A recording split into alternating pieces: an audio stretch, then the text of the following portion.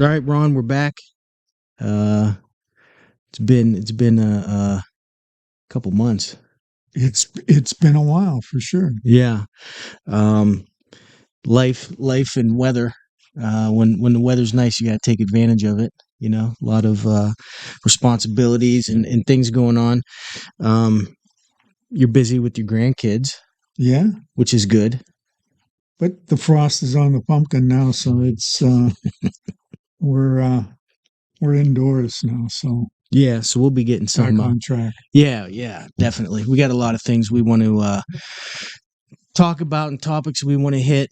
Um, so we'll get back on track with some consistency and um, and that's what we talked about before. Maybe scheduling a handful out, taking a break, coming back with a handful more. But we'll see how it goes and what our schedules look like. We're not getting paid to do this, so we gotta work our regular jobs, right? Right. One of the things we were talking about was we did an episode on it with previous head coaches and the influence you've had on programs and so at different times we're always following people that coached for you, that I coached with, that played for you, that are now in the coaching ranks. So I thought maybe coming into week 9 of the high school football season, a little late because we initially kind of talked about maybe doing this a little more frequently, but maybe following some of those guys that are coaching, whether they're assistants or head coaches, and kind of catching up on where their seasons are and just seeing how things are going. So I think that's kind of appropriate maybe to do today. And so I came up with a list of people. So if I forgot anybody, forgive us. You correct me and fill me in. Okay. But the first name, Lamonji, right? So coming off a state championship year last year, going to a new school. Actually, ironically, you have the hat on today. You didn't know that. They're 7-0 again. Yeah, they're having another year, and he is really a good story. Paul not only played for us in the late '80s, but right afterwards started his coaching career with us, and then shared in some of the successes that we had, and then unfortunate for us, fortunately for the state of Nebraska, he met his beautiful wife Amy, and they moved to Nebraska and started out as an assistant there, and then took over at Burke, and got that program on the map. Played in a number of state championships and won a state championship, and then moved to West Side, Omaha, and won another one, and is on track to hopefully win another one this year. So, what a great story he is! A great young man, and an outstanding football coach. Yeah, so we'll track that, and hopefully he gets another one. Yeah. He will send me the link to the if they get there to the live broadcast. So I look forward to that. Yeah, didn't you go out there one year? I did when he was at Burke High School. Their gridiron club flew me out, and I spoke at their banquet. It was a great experience. Really treated me well, and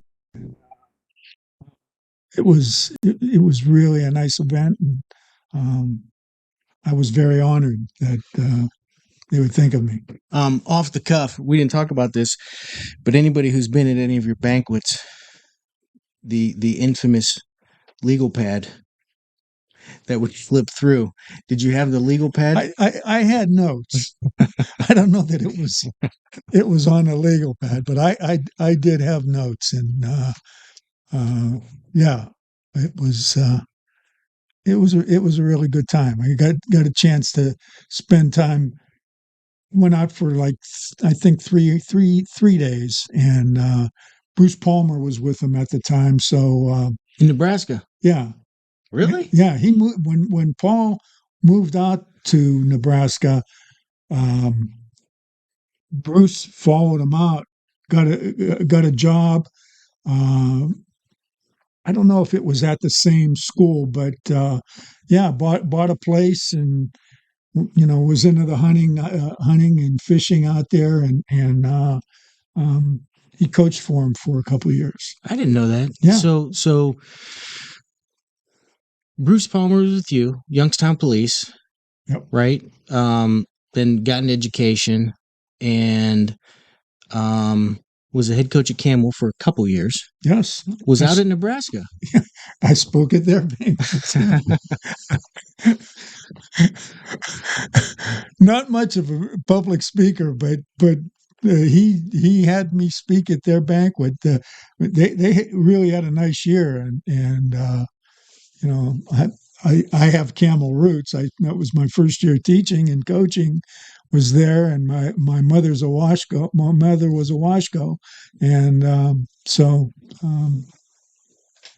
yeah, that was. I'm surprised they let anybody from outside of Camel come in and speak at. Although I know technically maybe you have roots, but Yeah, my uncle was actually the chief of police, John Washco. Yeah. um, I did not know that. I didn't know because now Palmer's at Toronto, or at Yes. least as of last year, he was at Toronto coaching Yeah, and teaching. that's the last I had. Yeah, right. Okay. Right. Just personal interest. When you would do the for our banquets, how long did it take you to write that? Well, When, you want to say something positive about every kid. Okay. Right. So when you're introducing the team and you know, you, you look for thoughts about, well, I'm not going to have this kid stand up and be embarrassed. And it wasn't like I did a dissertation on each kid. I mean, it was, you wanted to say some things, and you didn't, even your stars, so to speak, you don't want to make them seem more important Right. than the other guys. So, again, the, that's what I would be conscious of when I would be writing the notes, is to make sure that the kids felt good about what was being said about them. Yeah. So was it a long because you would also give your thoughts on the season, you give your thoughts on the program, you would give, and I remember you would give your thoughts on maintaining the program and not letting whatever outside influences impregnate the program, right? Right. But was it like, I mean, when would you start thinking about working on that?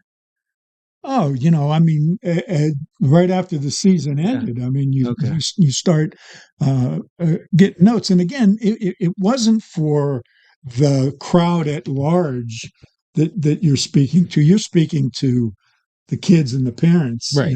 Right. So yeah, and so you got every kid on your team. So you got 40 or so kids to talk about. You got awards to talk about.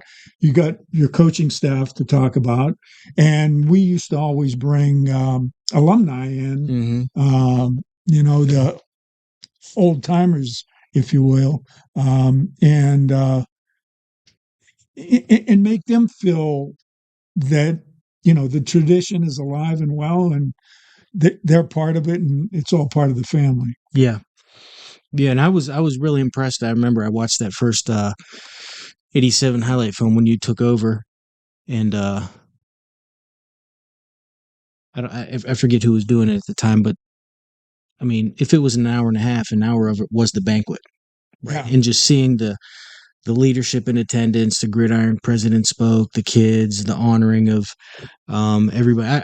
It was really impressive just um, how important it was to honor everything. So I just wondered that since we kind of got off that And segue. just let me add, just it was very gratifying. I mean, especially early, to be able to introduce Chess McPhee's wife Mm-hmm. Mabel as the first lady of Chaney football. Right. I mean, what a woman she was, and to be able to do that, introduce her and my mother and my wife, and I mean, that was as special as the whole thing. Well, I think you feeling that personally, it reflected on um,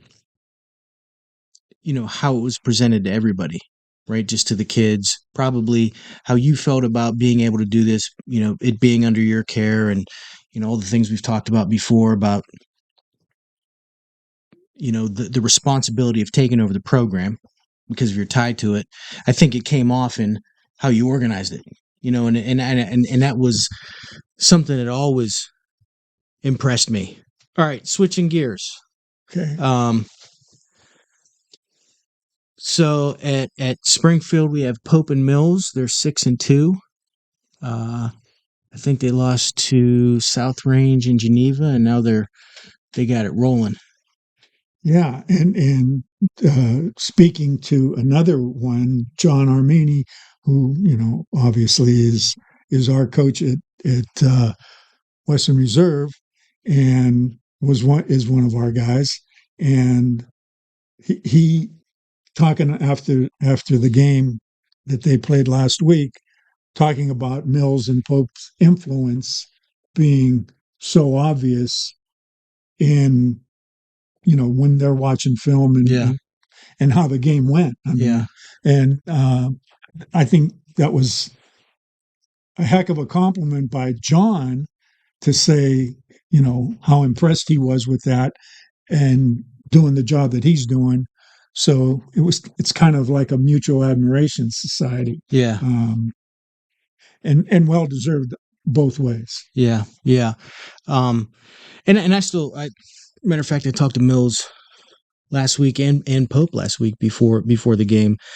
Um, and it's those core principles that you come up with stick with you.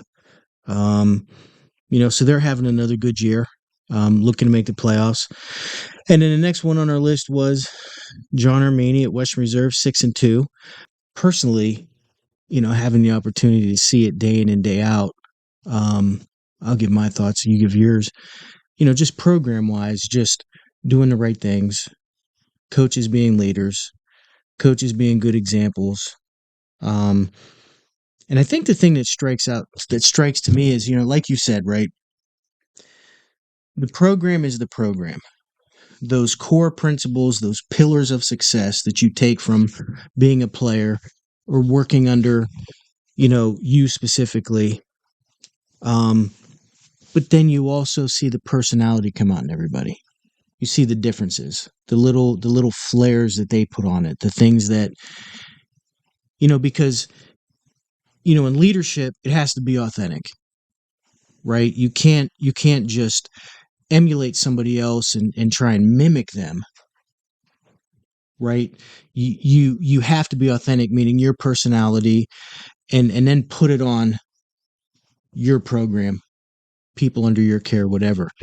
So for me, that's kind of neat to see. Is I see the duality of it, the Chaney principles, the things that we learned, even same things from Ursuline, but just the different personality of it. Yeah, and I see the same thing. I do. I talking to those guys, just in conversation, and something, it's whether it's about a game or practice or the grind or whatever it is. A light bulb goes off and you think, well, you know what, that's familiar, Mm-hmm. and that's really a sense of uh, pride. I guess is the best way to say it. To know that that Chaney influence is radiating. Yeah. Yeah. And I think it's important. A couple weeks ago, we just sent our team down 3 hours away, right? And in my role, um, it's critical to trust the person that is taking those kids 3 hours away and in Sure. charge of that and leading it. And I think that's, um, it's just program.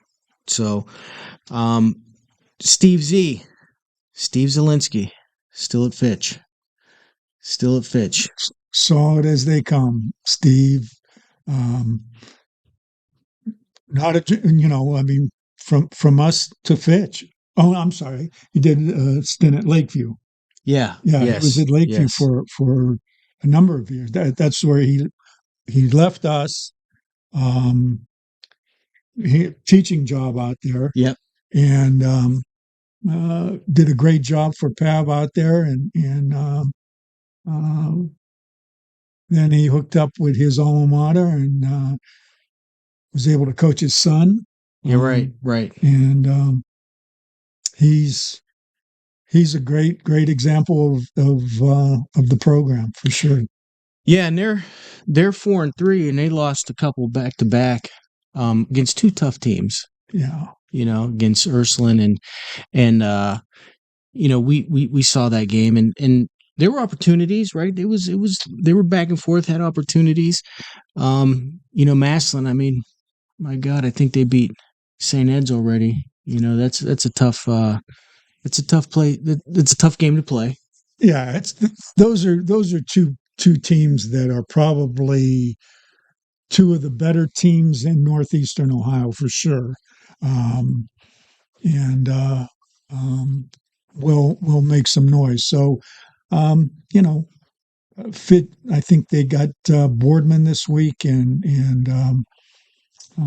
who's Harding, I think they haven't played Harding yet, have they? no. Usually that's usually down Okay. down the schedule, but they'll I mean they'll be fine going into the playoffs. Oh yeah, yeah. There's no doubt. There's no doubt. East, you have Ed Mack over at East, and they're 2-5 right now. But Scrappin and I had a chance to see a couple games.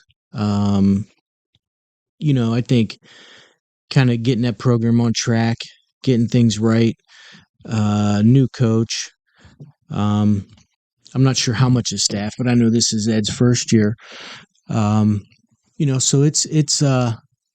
it seems like they're kind of getting things going in the right direction and making moves. But I'm not sure they have this week, but I think they wrap up with Chaney. Yeah, I think that season closes with Chaney for sure. Yeah. And that'll be, I think, a better game than it's ever been. Yeah. And Ed's influence there, along with their new head coach, Derek Culver. Delvin Culver, yeah. Yeah, and he's been around.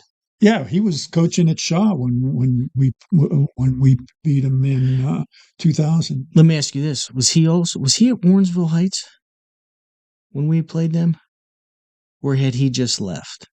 Because I remember I think he just left. Okay, he was definitely the coach. Okay.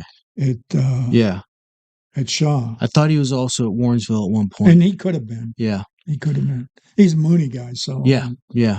But Eddie will help him. I mean, those kids will relate to to a guy like Ed that will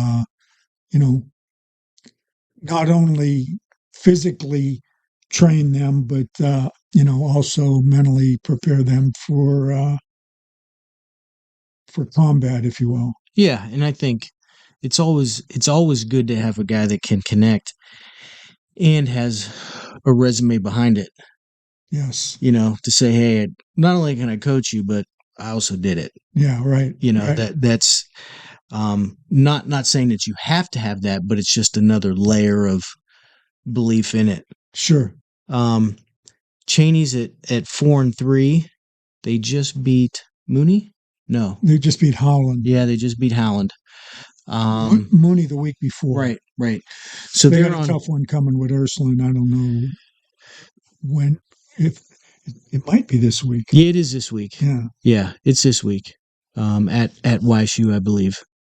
So but they're at a spot. If the playoffs started today, they would also play Ursuline. So they're like right at that 16 mark. You win a couple games here or there, or split, depending on what it looks like. You get into playoffs, and when you have some quote unquote home run hitters, guys that can, break it at any point, game changes a little bit. Absolutely. Absolutely.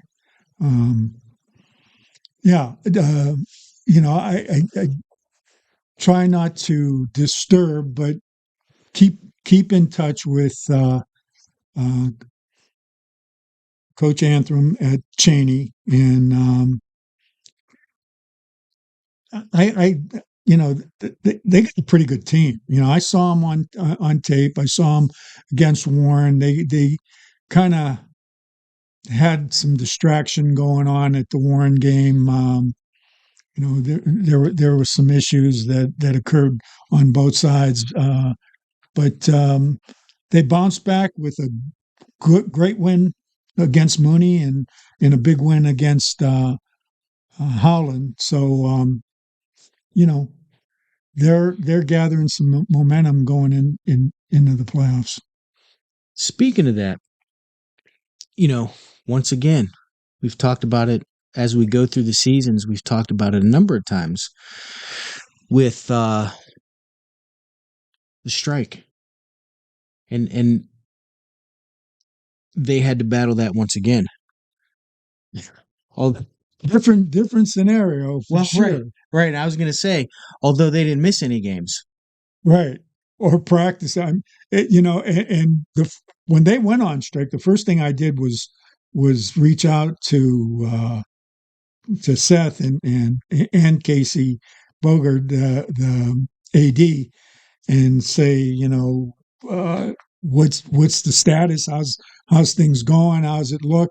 And it was like, well, game on, practice on. When the three times that when we were on strike, I mean, the building was shut down. Okay, we had to tell our kids, take the dummies in your cars, and take the balls in your equipment, and we were scavenging places to practice, and there was no games. I mean, they weren't allowing the kids to play in any games. Well, you know what, you think about it, right? Like, I remember, so I forget what the date was that they ended, but I want to say maybe week 5 was their first week back to school. Okay. Yes. Okay. Yes. So if you remember, what was minus Labor Day, because that was always, you knew your kids were going to skip. That was like a terrible practice. But the worst practice of the year was the first day of school. Our kids never skipped Labor Day. Well, maybe in the real world, Yeah. right? Not in your utopia, but in the real world, kids would skip Labor Day, or it would just be a hassle on it mentally. Like, is everybody gonna be here? But the worst day of practice was the first day of school. Yeah. Yeah. Just because kids are getting up, they're going to school for 7 hours, and I go to practice. Everybody else is back to that routine, into that grind. Sure. Hey, halfway through the season, you got to start figuring this out. Like, that's just another layer of navigating, that strike process, or let alone the kids wondering, hey, am I coming back? Am I not? What's going to happen? Yeah. Ursuline, Matty G, undefeated, 8-0 at the green and gold. Yes, he is, and he's a big part of that staff, and he was a big part of our staff, and a battler. I mean, him. He yeah. tough kid, fighter. had some health issues and beat the odds in that. And he's back on the sideline where he belongs, and it's good to see. He I just saw him. I went to the YSU game. We went to the YSU game last night. I just saw him. Looks great. Yeah, Looks great. good. You know, doing really well. Um, Still, some of my favorite memories were the battles between him and Joe Wilson. I mean, just uh, I like the timeliness of of uh, of jokes, and Joe Wilson played it perfectly on him. So I don't know if we talked about it, but maybe one day we will. Yeah, Perfect. Ollie Hightower yeah. at Columbus Whetstone. And I'll be honest, I never lost thought of Ollie, but I lost track of him. I mean, he'll always be, tip catching the seam delay in the corner of the end zone against Walsh, being a great player for us on both sides of the ball. But emerging as the head coach at Columbus Whetstone, is Yeah. it? Mm-hmm. Yeah, great to see, and I'm sure uh, he'll if he isn't having great success, and I haven't followed him, so I don't know how they are this year. But Well, they're 3-5. He's got 2 back-to-back wins. good. So um, that leagues, it kind of depends, and who they play they're out of league is tough. So anytime you can get back-to-back wins, at least it's Sure, a good stretch. this is his first year as a head coach. Okay, Yep. yeah. Yep. You got Justin Hood with the Green Bay Packers. Yes, he is. Justin, uh, keep been in touch with Justin throughout the years, and actually exchanged texts a couple weeks ago, and he's doing very well. He's been a journeyman. He's been around. Yeah, he was at. Well, I remember talking to him. He was selling. I don't know if he was selling insurance, but he was working In banking, I believe. Okay, banking, professional career, right? White collar. Then went to coach at Ashland. Then ended up hooking up with Oregon. Probably when I was still coaching at Struthers, we would text back and forth. And then he bounced to Capital. He was he was the DC at Capital down in Columbus, and went to Kent. Okay. Yes, you're right. Went to Kent, and then he went to where he actually became the interim head coach. It's escaping me right now, but you know, calling me and saying, "Hey, I got an opportunity, to be a defensive assistant out at Green Bay." I said, "Well, you know, you could do worse than that, and so no, he's. I think he'll just keep climbing there. Yeah. I mean, it's. I didn't know it's tough to follow guys in the college and professional ranks because it just you become a road warrior. Yeah.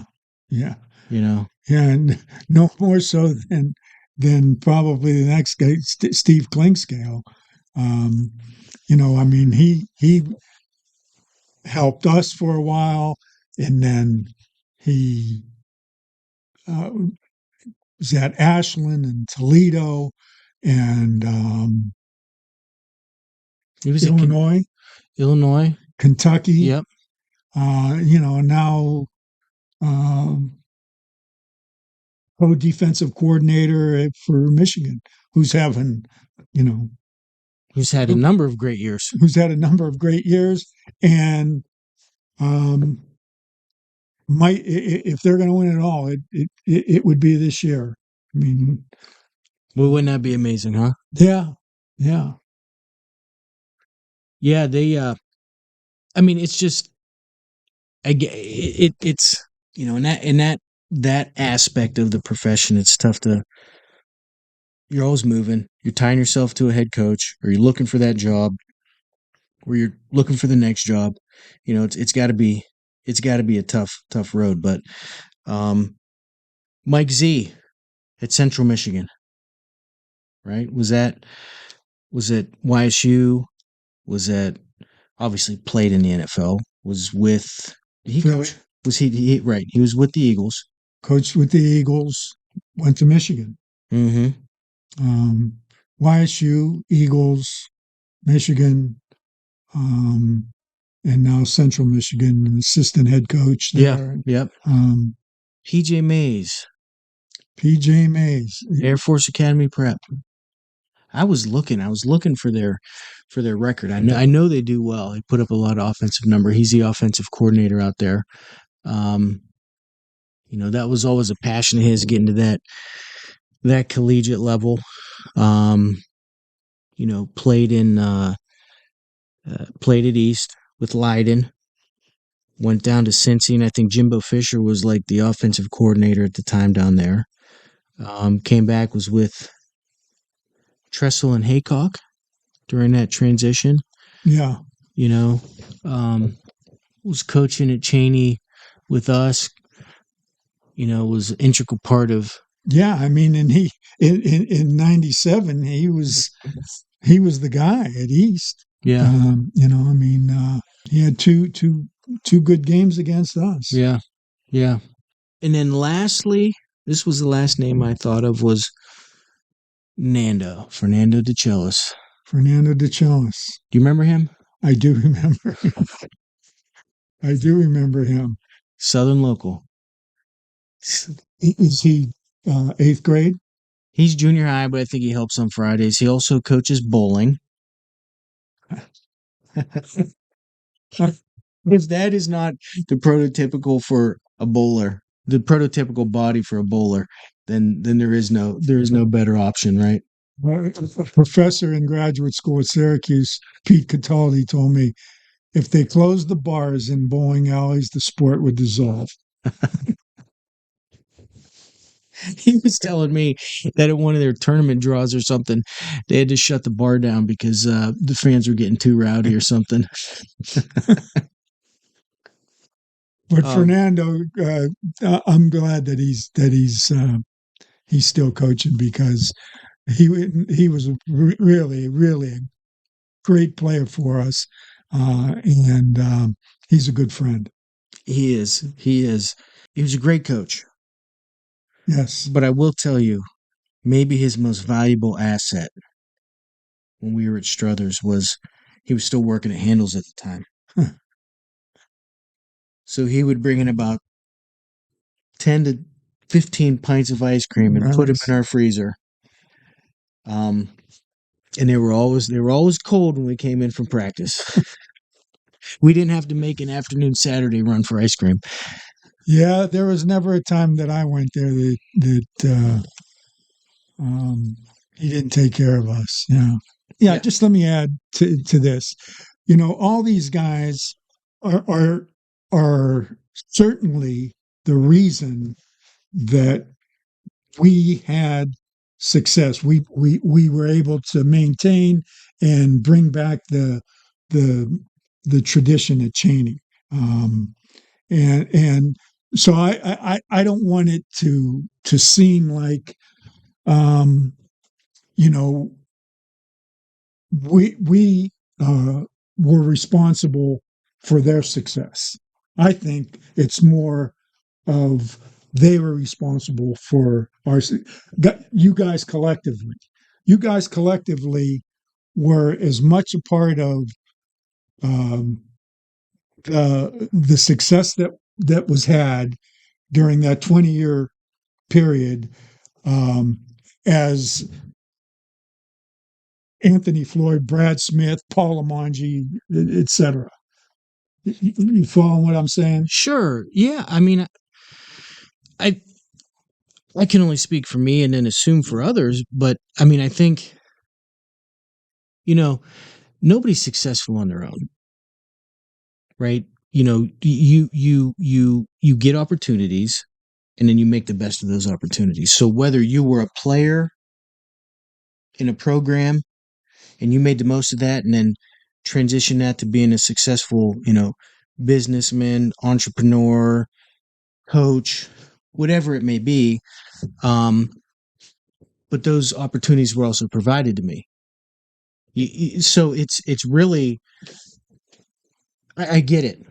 We weren't successful because of you, but we weren't successful without you. It's like it's the whole thing of um, the team concept. Yes, absolutely. You know, And yeah, that's exactly what I'm trying to say. yeah, Yeah. yeah. I mean, Yeah. it's